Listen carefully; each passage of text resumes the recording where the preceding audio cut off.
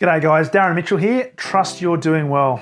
One of the things I love doing every single week is standing in front of this camera, sharing some ideas, sharing some strategies and maybe some frameworks on how we can help you as a sales leader take your leadership to an entirely new level, and through that, help facilitate your team doing exactly the same thing, where they can ultimately deliver those sustainable results and those replicable results where everybody wins. Now, today's video is going to be slightly different because I don't have a framework to talk about, but there's something that's been building up over the last month, and there's this level of frustration I've been feeling that I just have to record something today. And I recorded a podcast earlier today as well around the same topic. And that is, there's this increasing void, I think, around the world right now when it comes to leadership. We've got some really poor leaders right now, whether it be in business or in politics, that are leading and influencing economies and businesses around the world, and it's really, really sad.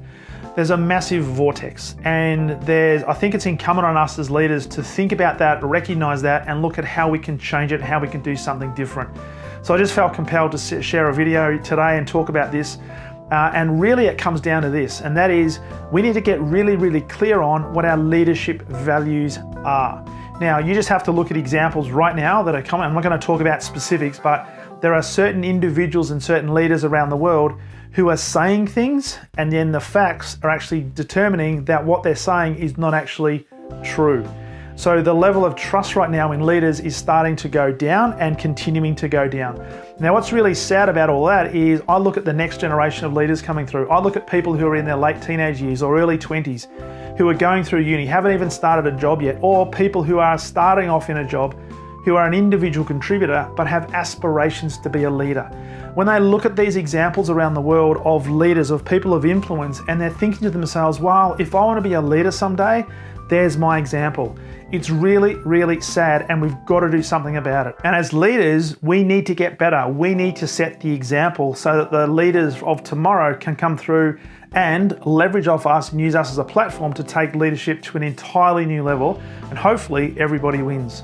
And it starts with leadership values. We must be people of value who see value in people, and through that, focus on continually looking at delivering value to those people. So from a leadership values perspective, I want you to start thinking about today out of this video, what are your leadership values? What do you stand for? What's important to you?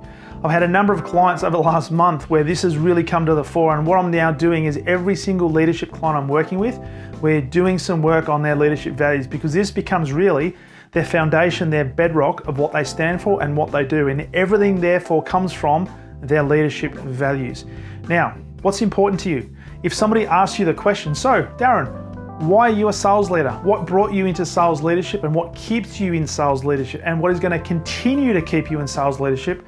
What do you stand for? What's important to you? How would you answer that question? Now, many people that I work with, they have no idea how to answer that question. They'll talk about tactics and strategies and all this sort of stuff, or they'll say, oh, well, I fell into this position.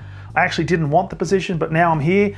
I've got to try and do a good job. But they don't necessarily sit down and really think about, okay, what's important to me? Now, what should happen is when you've really crystallized your values, you'll be able to sit down and think about, okay, what do these mean to me, and how can I now act upon those? Because as leaders, we have to be really conscious of three key questions that our people are always asking. Now, sometimes they're asking this consciously, most of the time they're asking them unconsciously. And the three questions are, question number one, do you care about me? Do you genuinely care about me as a person?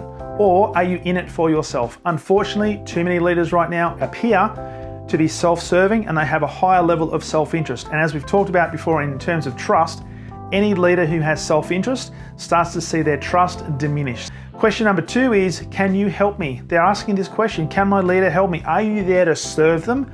Or are they your direct reports? Are they your subordinates? And are they there to do what you tell them? Completely different set of standards there. But if you are there to help them and you're looking for opportunities to serve them, then that question will take care of itself, which will lead to levels of credibility going up, and by the way, levels of trust going up. And the third question, which is probably the most important question of all, is, can I trust you?